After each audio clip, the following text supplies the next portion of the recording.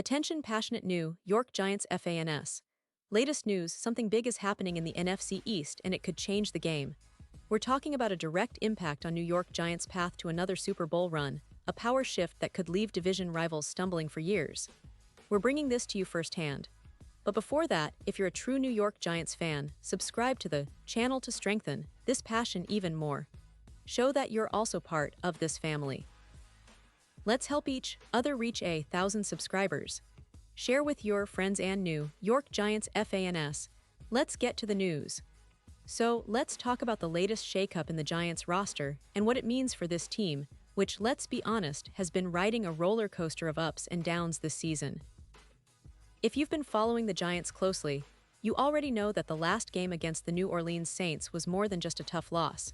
It was a clear signal that some serious changes are needed, and fast. Now, I want to break down what's going on, who's to blame, and what the Giants might do next to turn things around. Because honestly, this team is at a crossroads, and the decisions they make in the coming weeks could shape their entire season, and maybe even their future. Let's start with what happened on the field because, in football, what you see in the game often reflects the deeper issues within the roster. The Giants, who started the game with some promise, managed to score touchdowns on their first 2 drives. That initial spark, that early energy, seemed like a sign of good things to come. But then, everything fell apart. The team went ice cold, and it's not an exaggeration to say they couldn't score again for the rest of the game. 0 points after that initial surge. It's frustrating, isn't it? You get a good start, and then suddenly it's like they forget how to play football. What followed was a series of mistakes, 5 possessions in a row ending in turnovers, dropped passes, blown assignments. It's like they unraveled right in front of our eyes.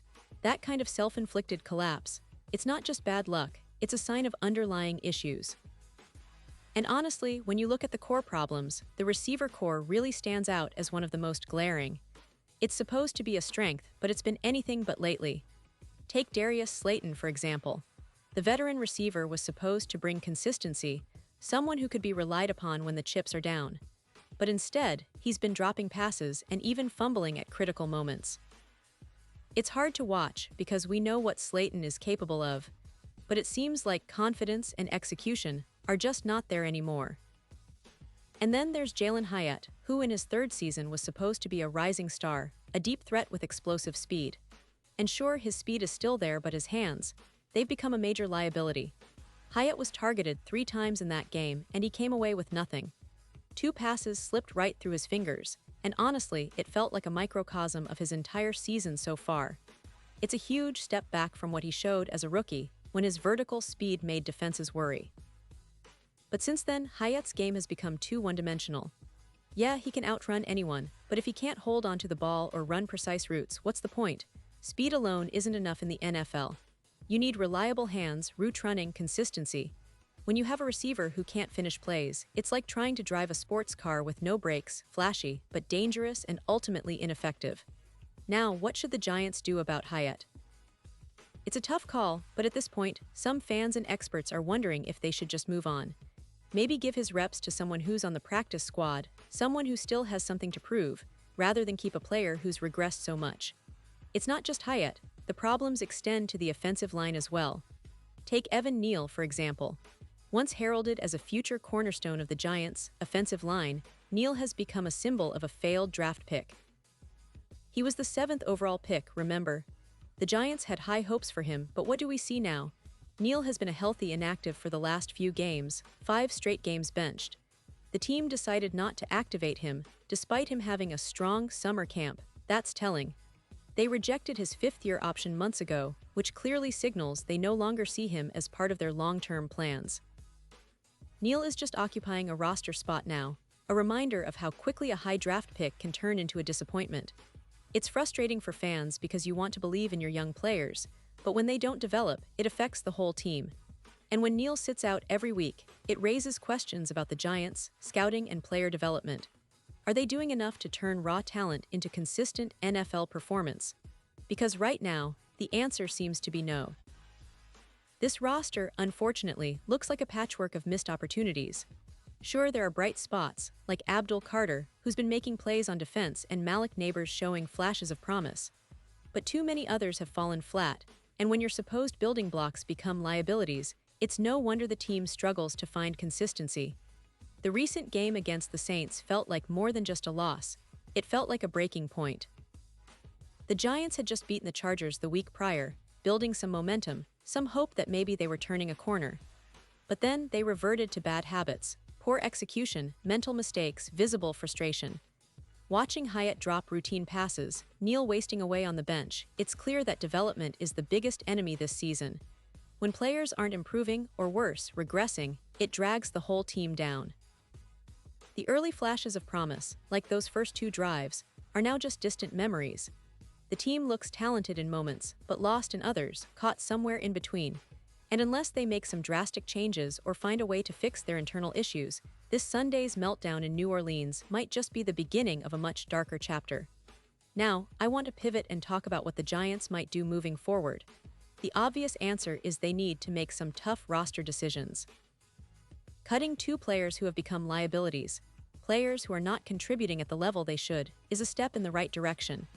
It's about clearing space for fresh talent, giving opportunities to younger players who still have something to prove, like Malik Neighbors or even others in the system. The coaching staff and front office need to be ruthless when it comes to evaluating talent. If a player isn't producing, isn't reliable, or is just taking up space, then cut him loose.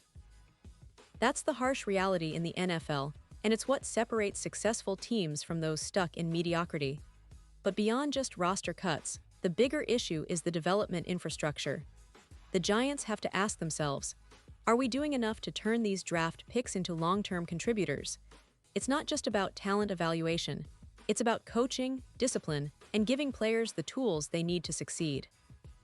Because if they keep missing on picks like Neal or Hyatt, they'll continue to struggle to build a sustainable winning culture. And let's not forget, the NFC East is no longer the same division it was a few years ago. The Eagles, Cowboys, and even the Commanders are all improving, and the Giants can't afford to fall behind. Every game is critical, and the margin for error is razor-thin. A few bad decisions, a few missed opportunities, and suddenly, the Giants find themselves in a much deeper hole. That's why these roster decisions, who to cut, who to develop, are so crucial right now. It's about making the tough calls that could either set the team back further or propel them forward. This season, more than ever, the Giants need to focus on building a cohesive, reliable roster. They need players who can be counted on not just in flashes, but consistently across the entire season. That means making hard choices about who stays and who goes. Cutting 2 players who have proven to be useless might seem drastic, but it's necessary if the Giants want to turn things around. Because right now, every missed pass, every blown assignment, and every benching is a symptom of deeper issues that need immediate attention. Looking ahead, there's still hope. The NFL is unpredictable, and with the right changes, the Giants can course correct. But it's clear that they need to act quickly. The season isn't over yet, but if they keep going down this path, they risk losing not just games but the confidence of their fans, the future of their roster, and perhaps even their standing in the division. The NFC East isn't waiting for anyone, and the Giants must respond with urgency, with clarity, and with a renewed focus on building a team that can compete at the highest level. This is a pivotal moment, and I know the fans are feeling it. We've seen flashes of what this team can be, but inconsistency and mistakes have cost them dearly. They need to learn from these setbacks, cut out the dead weight, and focus on developing their young talent. Because if they don't, the road to another Super Bowl might become even more treacherous. But if they make the right decisions, if they focus on growth and accountability, the future could still be bright. The NFC East is wide open right now, and the Giants have a real shot to reclaim their place at the top, if they're willing to make the tough choices today. And now, New York Giants fans, I want to hear from you. What's your take on this? Drop your thoughts in the comments below. Your opinion matters so much to us and to the Giants.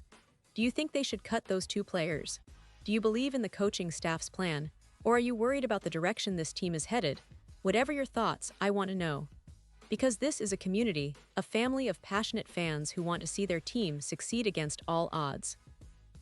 And don't forget, I'll be back soon with more updates, more analysis, and more of what you love. So stay tuned for the latest Giants news. We're in this together, and I promise brighter days are ahead if the right steps are taken now.